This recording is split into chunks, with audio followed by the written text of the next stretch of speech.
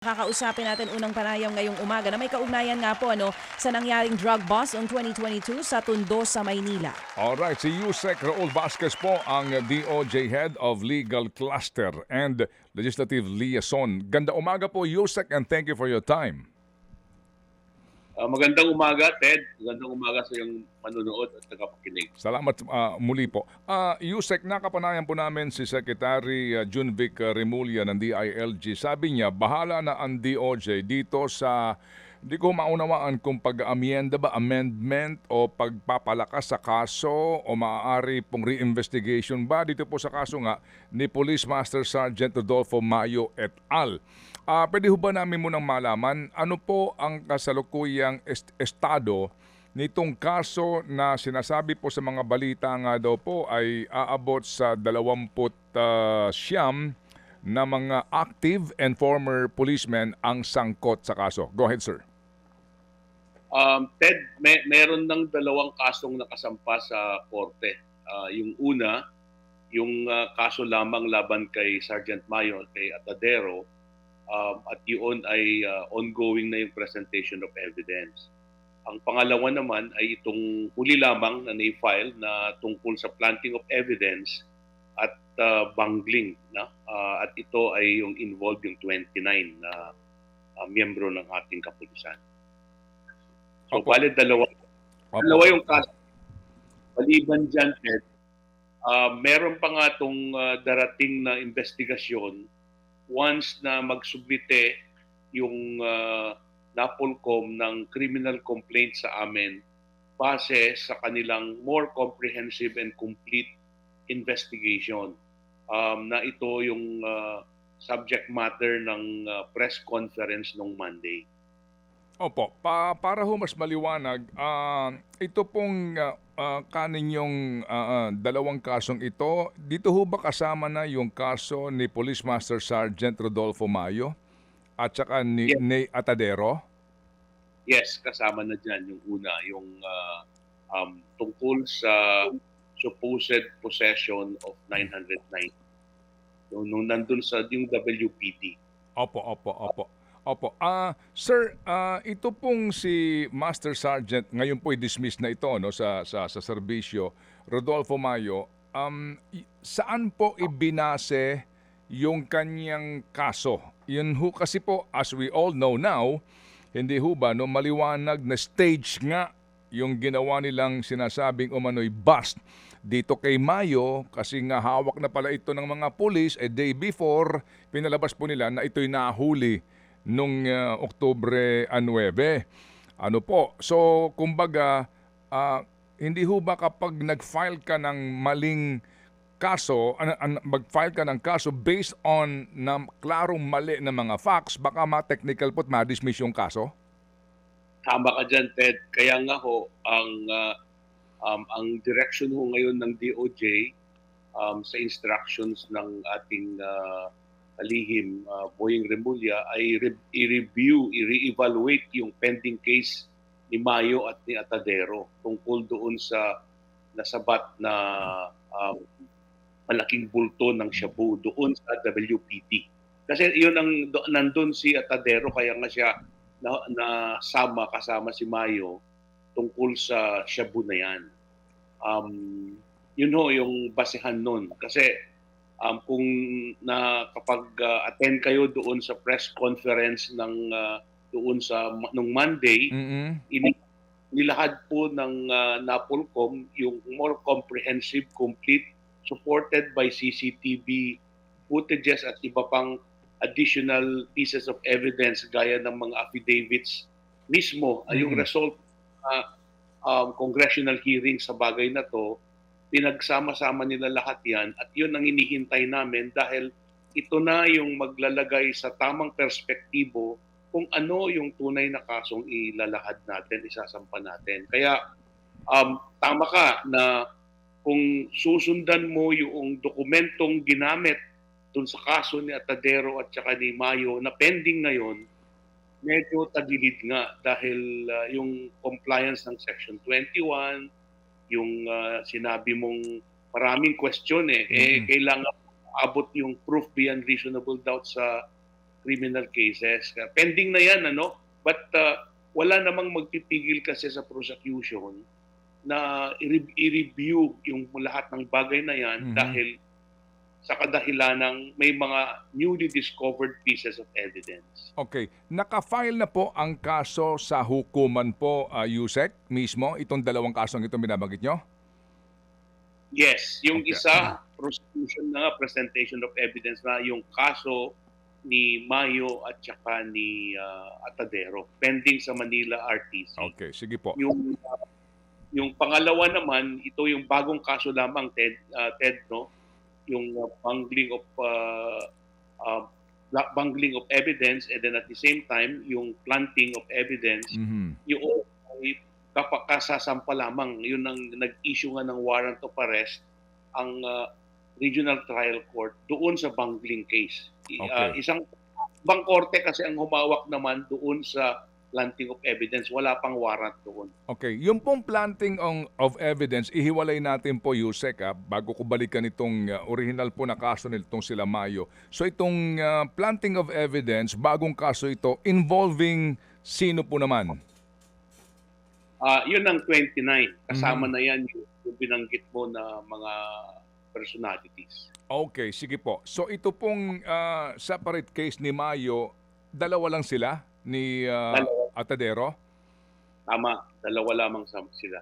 Okay. Yun po bang pangalawang kaso na planting of evidence, yung facts noon, yung mga ebidensya noon ay matibay at wala na kayong idadagdag pa? Basically, klaro na po iyon? Wala na po tayo magiging technicality doon kung sakasakali? Good question. Kasi ang DOJ, kami ay umaakto lamang, Ted, base sa mga pieces of evidence na binabato o sinusubite ng law enforcement agencies. So yun ang limitasyon niyan. Kaya nga meron tayong case build-up na nga sa kasalukuyan yan.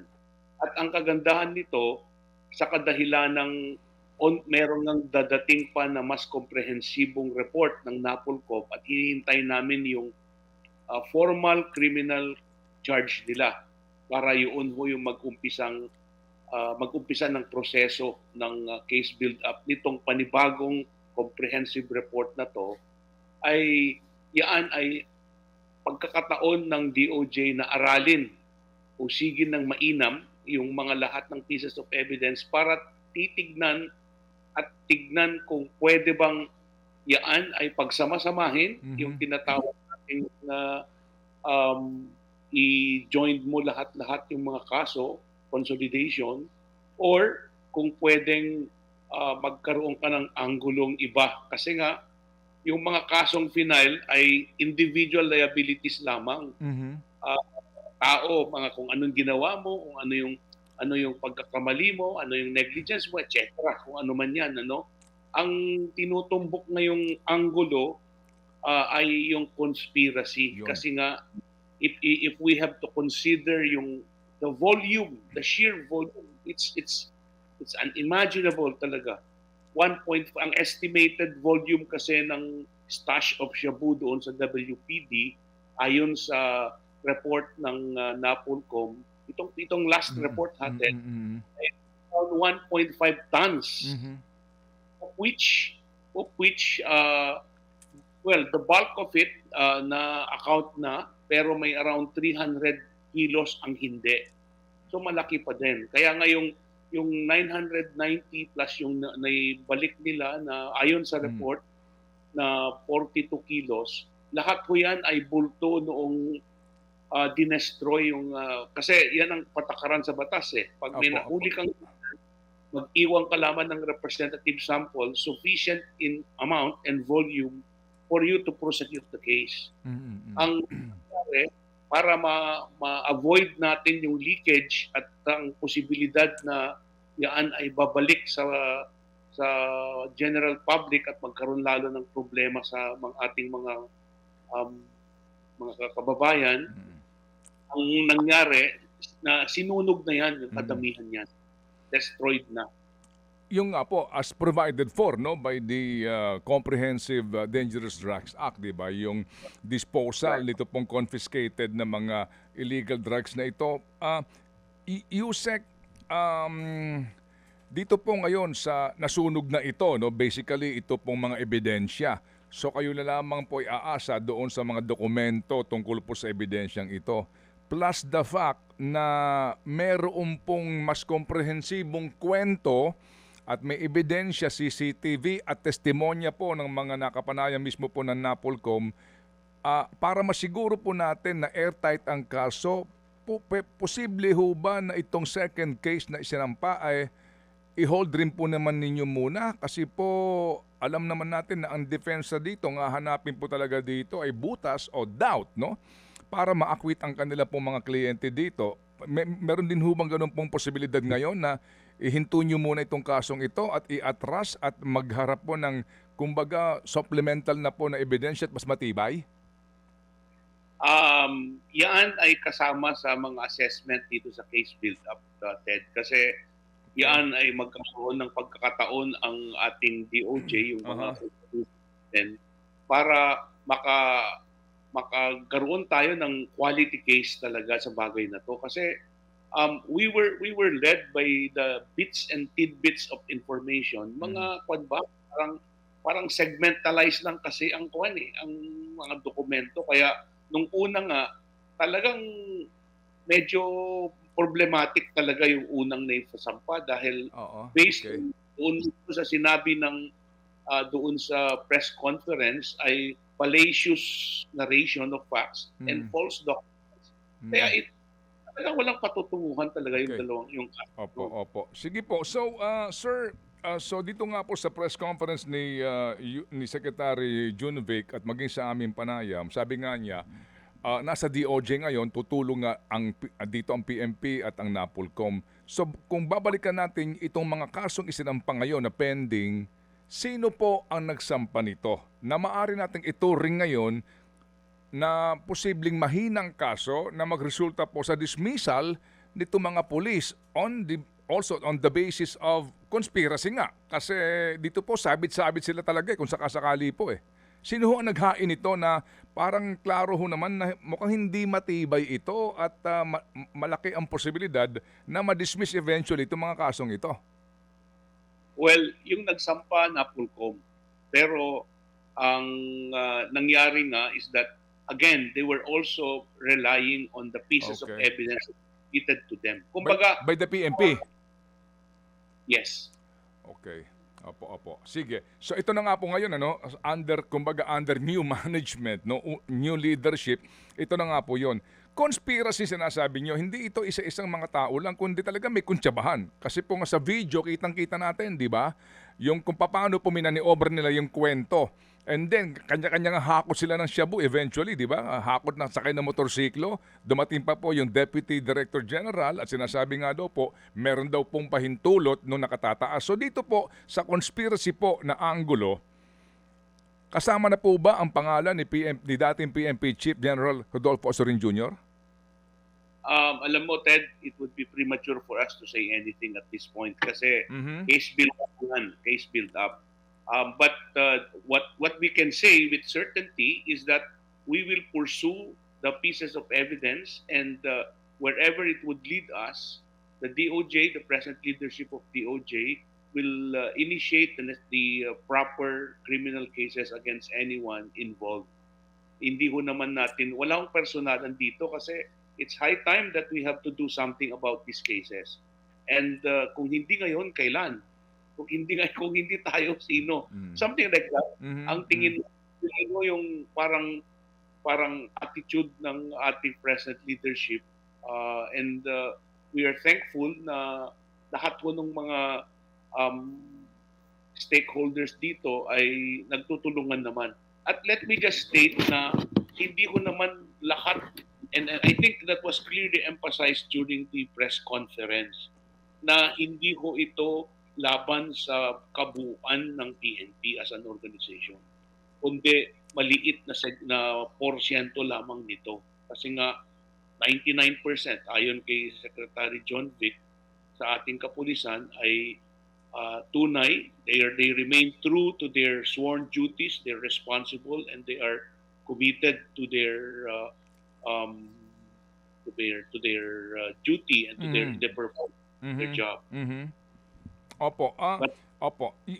Yusek, sa aming interview kay Secretary Junvic nga, no, binanggit niya na yun daw hong lahat ng accountable dito, no, sa pangyayaring sa skandalong ito ay dapat ngang makasuhan.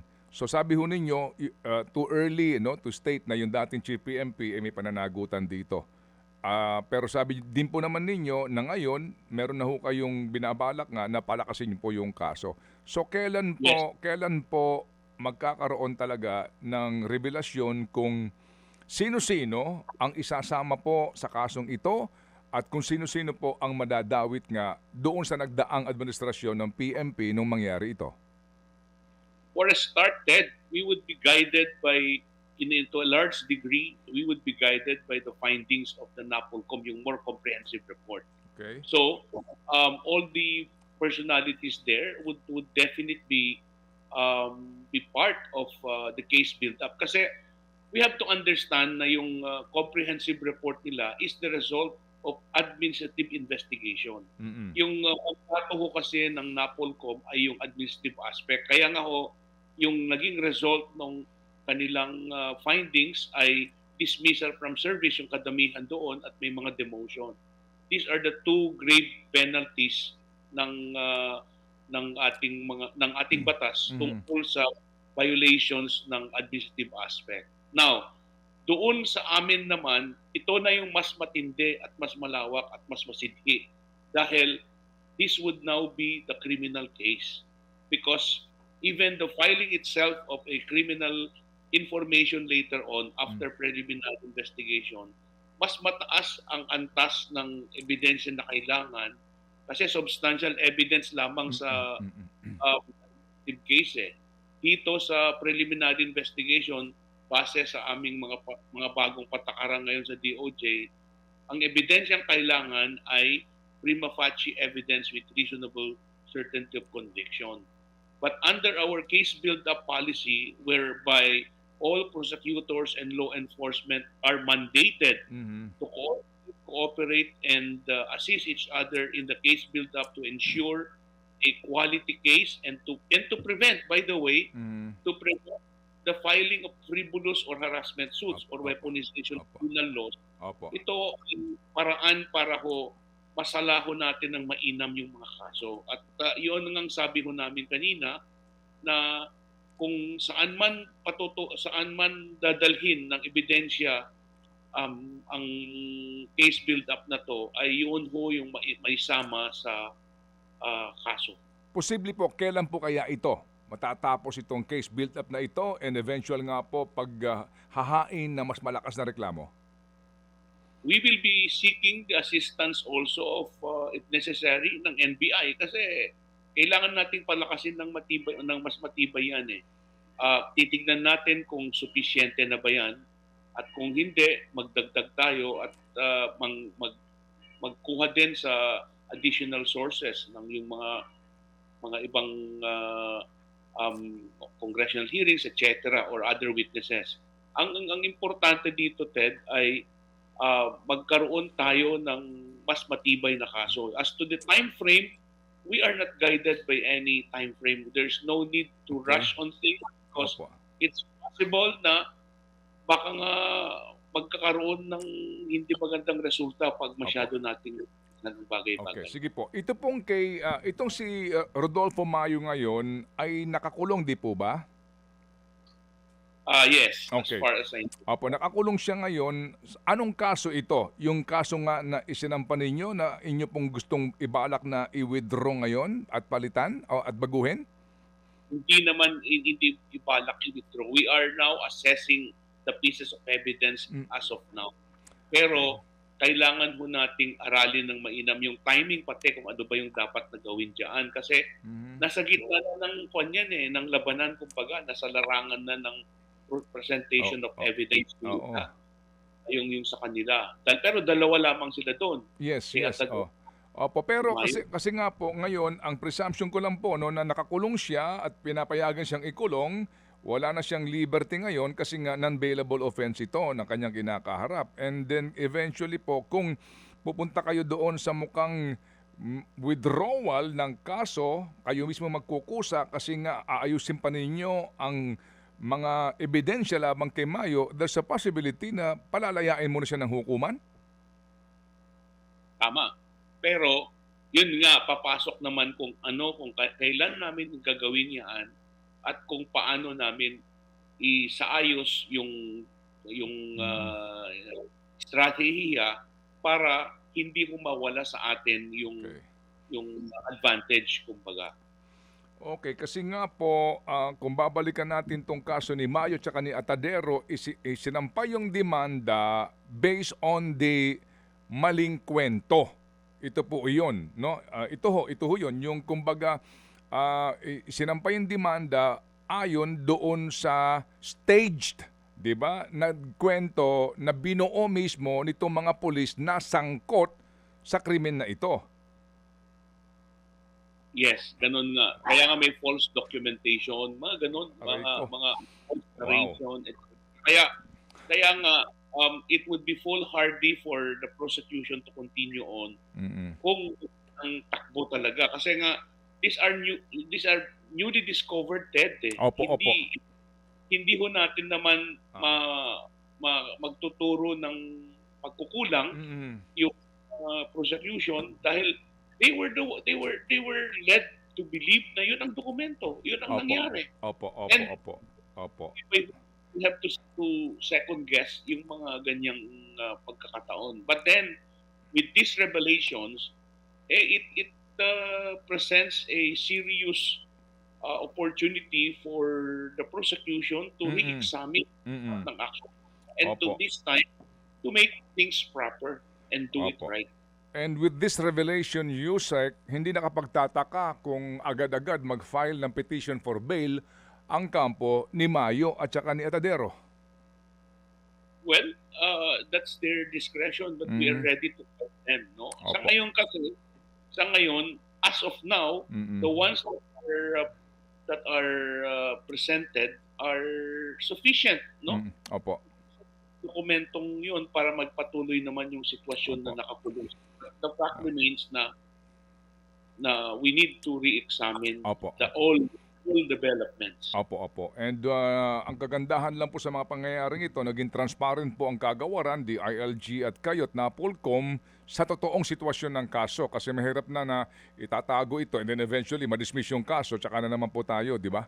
Oo, magtatanong kung bakit na-dismiss yung kaso. Tama, kasi sa amin ng latay Mm-mm. Sa Opo. DOJ ang latay Opo. kumbaga, we would be at the receiving end of everything Mm-mm. without doing any irregularities and in the Opo. performance of duties. So, Opo.